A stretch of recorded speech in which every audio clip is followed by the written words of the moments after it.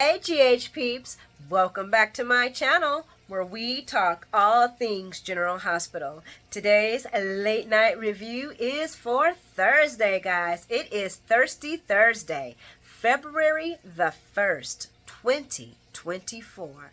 How was GHGHing for you guys? Any highs, any lows, any moments? Yeah, I was there. I can't believe, guys, even though I knew this story was, it's fictional, of course, and Spencer truly is not dead. Jeannie Francis?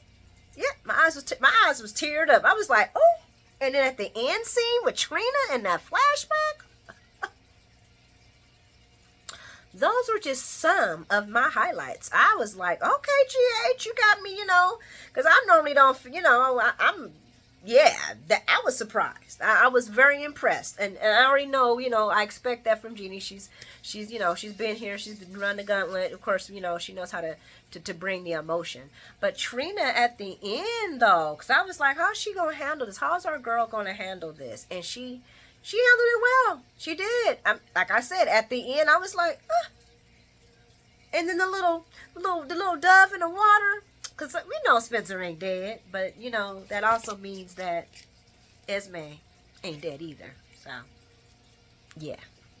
I'm like, what they gonna do with her now? Gosh, let that girl. I was just waiting and waiting every time Dante walked up to them for them to say something about Esme not coming back. But anywho, guys, I'm running off on the highlights. Let's talk about the story. And as always, if you like the my content, please hit that subscription button. And if you like the content, please hit the like button too, as it pushes my video out in the Soapy algorithm. So it helps me out, and I appreciate that. And I appreciate you guys for subscribing to me. But let's talk about GH, because GH was given some stuff today, baby. So we're going to start this show off at the boat that Spencer had got for him and Trina for their beautiful romantic cruise down the river. And Dante's telling Laura basically that, and the fact that the captain did identify Esme as his attacker. And she's like, yeah, y'all seen her face? She walked away like, oh, I was like, ooh. You could see the grief on the woman's face when she did it, because I felt like she's blaming herself for this. You know what I'm saying? And she asked about the search for Spencer, and Dante tells her there's no bodies, nothing's came up so far, and she's like, good, that means that Spencer's still alive. And Dante was like, well, okay, I'm just gonna go talk, check back in again. I'm like, dang, they already sealing the deal saying the boy gone. I mean, the boy gone, but dang. You know what I'm saying? So then we're gonna go over to the stateroom, the captain, where they were, where Trina and Spencer's room was, and Trina's sitting in there, and she's flashback into what happened, and how Spencer saved her life, and how him and Esme fell in the water, and as she's going through that, Portia and Curtis come strolling in, or rolling in, however you want to put it. Little petty pet there, and then they're there to comfort their daughter. Well, I'm gonna say Portia's there. I don't like calling Curtis her daddy. I think it's still Taggart. But anyway, Trina tells him that she really does believe in her heart that Spencer is alive. And of course, this just happened. She don't want to believe that her man is dead, and she tells her parents about how it all went down. You know what I'm saying? And that this is the second time Spencer has saved her life. To which Curtis is like, and I thank him for that. You know what I'm saying? And she just knows in her heart that Spencer's alive. And as she's saying that, Laura's like, and listen to your heart, please. Because she wants hope, too, that Spencer is alive. And Trina tells Laura the whole plan, because Laura's asking, well, what happened? How did this all, come about? And she tells him about Ez's plan and kidnapping her and all this, kidnapping Spencer and forcing Nicholas out, and the drugging, because Flora's like, how is he was gonna get Spencer? She a little thing, and she was like, because he was gonna drug him, and it was gonna be a little bit he loopy, a little bit more he a village idiot, all of it he dead. And they told her about how she was gonna unalive her. I really believe that Esme would have unalived Trina if it hadn't been for Spencer. And Dante comes back with bad news. And I'm like, this is me. Okay, first of all, I'm like, Boy, it's only been 4 or 5 hours since they fell into the water. You trying to tell me y'all giving up the search already? Already? Dante says, no, it's been 24 hours. And I'm like, oh my goodness, the soap world. It's been 24 hours and they can't find the body, so they've turned it from a rescue to a searching for, unalive people. And Trina freaks out. She's like, what? Oh, nah. She takes off, which makes sense. She was like, she just ran. And Jeannie killed it. Oh my gosh. She just sat there. Curtis apologized. Portia went after her daughter. Curtis went to go talk to the lead detective to see get more information and stuff like that. And it left Dante and Laura in the room. And Portia found Trina, and Trina's just broken. She's like, how am I supposed to do this? How am I supposed to move on? And I was broken for her too, because I was like, how we all supposed to move on, Trina? And they trying to get you with Adam? Ugh. I'm sorry, guys. No. They have been doing little promos. Adam and Trina, Joshua Bernard and Trina at Tabiana have been doing little videos. Nothing like big, but just little videos. And I kind of figured they were doing like a chemistry test for them. No, I'm sorry. Not feeling it. Not feeling it at all. To me, it felt like he was a little too pushy and kind of dismissive with her. And y'all they got videos posted on YouTube. I've watched them because I was interested. When I seen her with them, I was like, what's she doing with this boy? And then I started seeing little clips here and little clips there, and I'm like, oh, they're getting a chemistry test. I already kind of figured they were trying to move Trina to Tabiana to Joshua Bernard, and I was like, so no, guys, I'm not going to be a fan of that. To me, that's just as boring. Joshua's just as boring as Rory. I don't see any other than, I'm going to talk about his story in a minute, because anyway, so Laura is playing let's flash back to the boat. So Laura's still in the suites room, and she's playing the what if game, because she's like, what if Spencer had never did this? What if this? What if that? And I'm like, girl, what if Nicholas had not stuck his penis into Esme?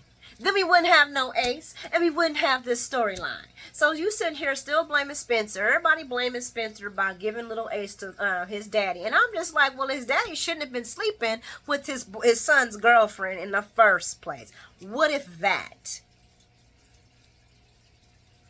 Anywho, Trina blames Esme, and she brings up, because we're going to flash over to the Trina scene, and she's blaming Esme for what happened and saying, we seen Esme's true face. Why didn't we get rid of her? Why didn't we move away from her? Why didn't we stay away from her? Why didn't Spencer stay? And baby, you just got to let that go, because, why didn't you just press charges? Could have still tried, because this whole entire story about, because she has amnesia, she can't face charges and the judge is going to feel sorry for her, sounds like privilege, because amnesia shouldn't stop you from facing charges. Moving along, Portia does remind Trina that Spencer did and was her hero, and that he saved her life and everybody else's, because they're done with Esme. And I'm like, no, Portia, we're not done with Esme. Esme probably on the boat waiting to go back. She's probably getting a free ride back. We don't even know where. Esme ain't done. She ain't done. Ain't nobody for her either. But anyway, we're going to go back to, there was a part, though, that Laura Lou was talking. And she also was saying, yeah, she can't imagine a world without Spencer. I just wanted to bring that up. And she broke down. I was like, dang, Jeannie. My eyes was watering. I was sitting there trying to write the notes, and I was just like, oh my gosh, I'm getting emotional here. But we're going to move her over to Portia and Curtis, because I do want to talk about this real quick. He's telling her that they are going to continue the search for 48 hours. And I was like, well, dang, I hope so, because after 24 hours, y'all pronouncing people dead. I mean, the boy can swim, regardless of how cold the water is, but he is drugged, so. But he tells them that if they haven't found him in 48 hours, most likely the bodies have swept out to the English Channel, and they will most likely be gone. It gets a little rough and choppy out there.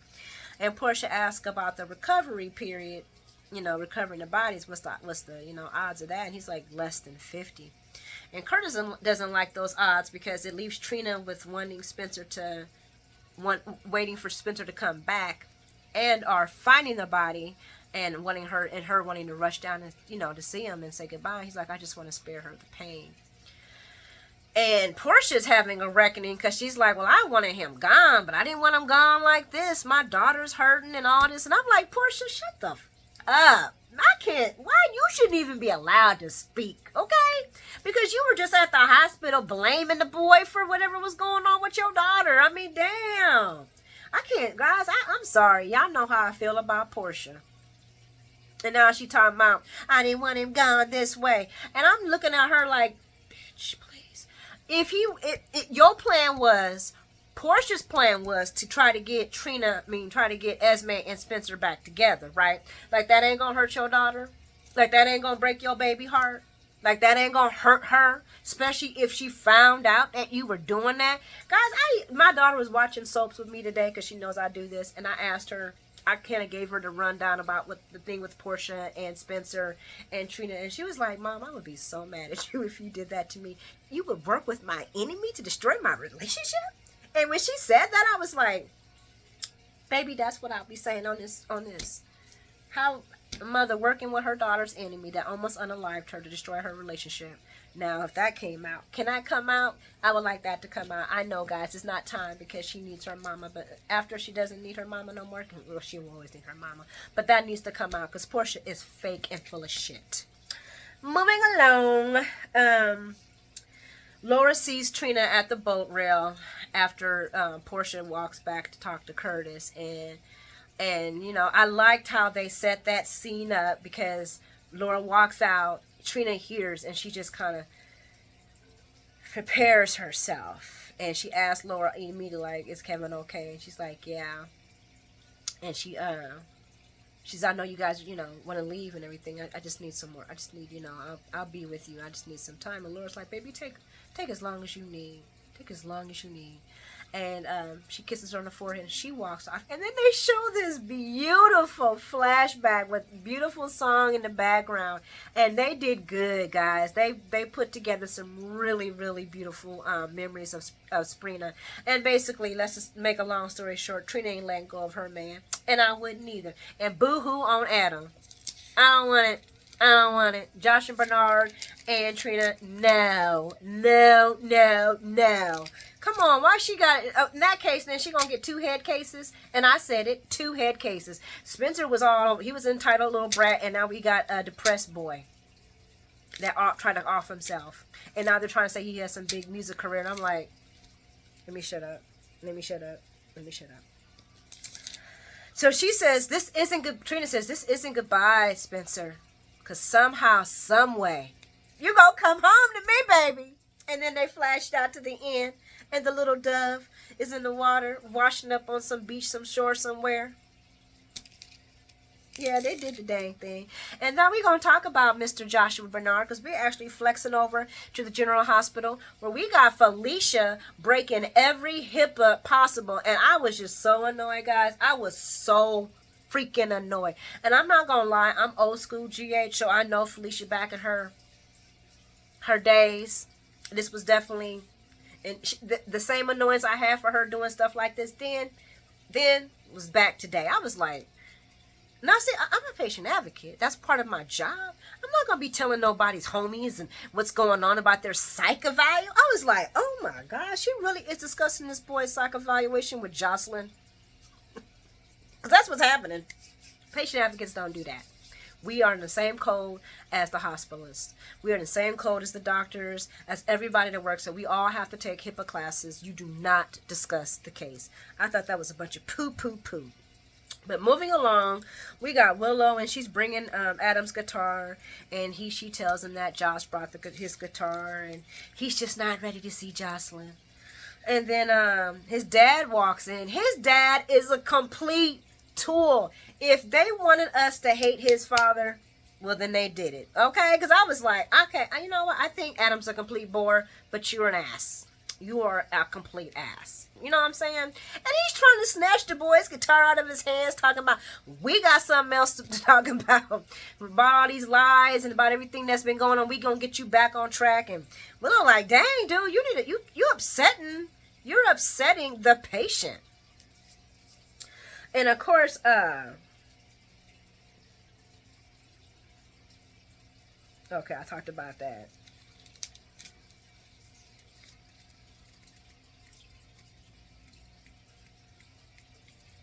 And then he tells, and then yeah, Tool Dad's just being Tool Dad all the way. Tool Dad wants to discuss reasons why he's in the hospital, and like I said, and the lies. And he's like, "You owe me that." And Carly Jr. walks in. I'm like, "Okay, Eden, it's not Eden, it's the fake Eden." He don't owe you anything. I'm like, if you don't, Carly Jr., go. I was with him. Call security. You ain't even supposed to be in here. You ain't supposed to know anything about this boy. This boy is supposed to be in the psych ward, first of all, so he shouldn't even be able to walk in and out. This should be the lockdown unit. You know what I'm saying? And the only people that are allowed in the lockdown unit is the doctor and the immediate family. So I don't even know. I was just like, it ain't, guys. I'm telling you, don't do this and think you're gonna be walking out and your friends gonna be coming and going. And if that's the hospital that happened in, and it happened in that way for you, that they didn't care, because they have to have a high security. You hurt yourself. You tried to commit suicide, so they have to have heightened security, because they don't want somebody to leave something in there that can make, cause you to want to do it again. Plus, it's a sensitive time. It's a very sensitive time. And Felicia asks him to wait outside, the father, because she wants to talk to him, talk to Adam, about his situation, and about discharge and all that other stuff. And Adam is 19. So then Jocelyn's like, yeah, da. And he's like, I told you I was calling security. And then Carly Sr., I'm like, okay, why don't you two take each other and go. The trip, y'all just go, because neither one of y'all should be walking into a patient's room. This is not reality, but I had to remember this is a soap world. And she's like, you should be thanking my daughter. She saved your son's life. Girl, grab your daughter and go before she go to jail. So Adam thanks Joss for saving his life and admits that he tried to unalive him. After all of the hoopla and everybody leaves, and Felicia talks to Adam and tells him tells him that they got him and they're to support him regardless and all that stuff. And everybody's gone. Joss does come in there, and Adam apologizes to her and thanks her for saving his life, because he did try to unalive himself. And I'm thinking, this is the dude. This sappy dude. This is the sappy dude that they're gonna put in Trina's life. And he tells her and so then the father comes in, and there's this whole entire craziness, and he says, I'm not going back home with you. I'm staying here. I'm changing my music major. I'm changing my school I'm changing my classes to a music major. He didn't say major, but I'm assuming since he was going to be a doctor, those are the kind of the aligned classes that he's going to do. His dad's like, I'm not paying for that. And I'm like, nah, see, this is wrong with daddy. If you ain't doing what I want to do, I'm not paying for it either, boy. And he's like, that's cool. And Felicia's like, yeah, with his talent, maybe PCU can give him like a scholarship and he can go to school off of that. And I'm like, his talent? Okay, guys, have y'all heard him play? Have y'all heard him play on General Hospital? Is this going to be another Blaze situation? Because I heard him play offside of General Hospital, and no.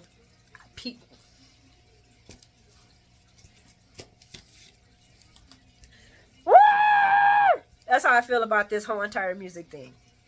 But he tells his dad, I'm going to be my own man. I got to give him on that. I'm going to go to school. I'm going to go to school, but I'm also going to get a job. And I'm like, oh, he can get a job at Bobby's while Felicia's handing out the scholarships for the college for PC. He got a job and a scholarship within 12 minutes. By the way, patient advocates do not assist with getting people to scholarships to colleges. That is not in our job, right? We might find you a grant or something, but no, I doubt that either. I doubt. All of that was a bunch of hokey pokiness, okay? We will try to help you pay your rent, though, so you don't get kicked out, so you can go to school. We got you on that. But we just gonna get off of that, because I was just like, I don't care about this boy. I don't care about this story. I don't care about his singing. I don't think he has talent. I'm sorry. Y'all can come after me. I'm pretty sure I'm going to have some flavor in my comments, and I'm for it. You know I don't care. You know, good, the bad. I said what I had to say. We're going to move along to the Quartermains because I just love talking about these wacky people. And Lois is planning a circus. A cruise adventure for Brooklyn and Chase's nuptials. You heard me say it, circus, because that's popcorn. I was like, as she was discussing, I was like, oh, I'm not even a big bougie person, but I knew this was too much to the left, okay? And she's talking about popcorn and Coney Island themes and St. Anthony, Bensonhurst, where everybody in their family's been married from the generations. And they're like, well, we asked Gregory. She's like, oh no, Pastor so-and-so will gladly share. He's liberal. And I'm like, so you just taking over the wedding, Lois? Now come on, walk it back a little bit. And your ideas. Okay, guys, so I seen the original Lois wedding, and yeah, it was kind of corny. It was beautiful because it was, but yeah, she was describing her in Netley's wedding, and no. And Chaselyn and Brooke were thinking more about a yacht for the reception. I'm not even going to talk about what she was talking about. And Lois tells them about her second nuptials to Ned. Like I said, their nuptials were wild, the first and the second one, and that the yacht almost ran aground with everybody in it. And Tracy walks in, and everybody's expecting Tracy to be like, if you don't take this disgustingness, and Tracy says, no, I think it's, and she remembers the conversation that her and Gregory had, and she's like, I think it's a great idea. Everybody's like, what? And I'm like, what? I heard what you said, but okay, Tracy. And this is why, guys, I like Tracy and Gregory. I was really hoping they were going to find some way to save Gregory's son, that his son's a infectious disease doctor. Pretty sure he can stall ALS and make Gregory walk again and feel again and be again. And because I really like the connection between Tracy and Gregory. I like how they bring out and pull out each other. I really do. I like them more than I like Alexis, because maybe it's just I don't like Alexis. That could be it too. I don't hate Alexis, but yeah. But let me keep on. So Brooklyn tells Tracy that they were counting on her to say no. And Brooklyn tells Tracy that she can't say no because I'm the only daughter. I am the daughter. My mom was a single parent raising me. It's a Bensonhurst tradition. My mom is now the mother of the bride, and it's an honor, and I don't want to break her heart. So I want you to break her heart, Grandma. And I'm like, oh, well, she's got the perfect person, because Tracy has no problems breaking people's hearts, honey. So Tracy calls the family back in because they had sent Gregory and Lois out so they could talk real quick. And Tracy's like, so we're not going to have that, okay? Because Lois starts getting back into her wedding plans, and Tracy's like, no. We're not going to have that. It's going to be formal attire, French champagne, flowers by Genevieve, and string quartet. And Lois is like, is this what you guys want? And their daughter and Chase is like, yeah, I want to meet your family, but yeah, this is what I want. And Brooklyn finally speaks up and says, Mom, I want this wedding to be about me and Chase. I really want this to be about me and Chase. And it was kind of cute how they did this, because Lois is like, well, where's the fun in this? We still should have some fun, right? Like a little baby. It's not your day, but I understand the mother of the bride. Because I'll probably be I'll probably be a hot mess. Because I do flowers. I do flowers arrangements, and yeah, I'm gonna be doing my baby's. It's gonna be decked. Yeah. So I can kind of see, I want to be in control too, not the total control, but I'm pretty sure my daughter was going to, Mama, calm down. It's my wedding. It's just natural, I think. But Tracy does make a concession and say, but that's what the night of the wedding is going to be about. The night of the wedding is going to be about a party. We're going to party then. And then we can do the Coney Island thing and all this other kind of stuff. And Lois is like, oh, we don't have to do the thing. We can actually go to Coney Island. And they're like, what? And they're like, come on, girl. You know you got the ELQ jets. You can shuttle people back and forth. And I'm like, oh, we already know there's going to be some problems. We already know there's going to be some problems with this, guys. I'm telling you that right now. Anytime you got a wedding party going back and forth, somebody going to be left behind. And maybe Brooklyn and Chase will have to get married on the Empire State Building. Who knows? Anyway, we're going to go over to Crimson. And Carly's freaking out. She's freaking out. Not on blame her, because she knows nothing about publishing. Yeah, she did designing. Yeah, she and deception. And she doesn't know about publishing. And she admits it. And she admits that as much as she despised Nina, Nina was running this ship good and knew what she was doing. And Drew, of course, pauses on all of that. He's like, no. You got it. You got fashion sense. You got it, girl. You got it, girl. And I'm like, I hope this doesn't flop on Carly. But Drew butters us up and says Nina was on a learning curve and she had to learn on the job and you will learn on the job too. And I really do believe you got it.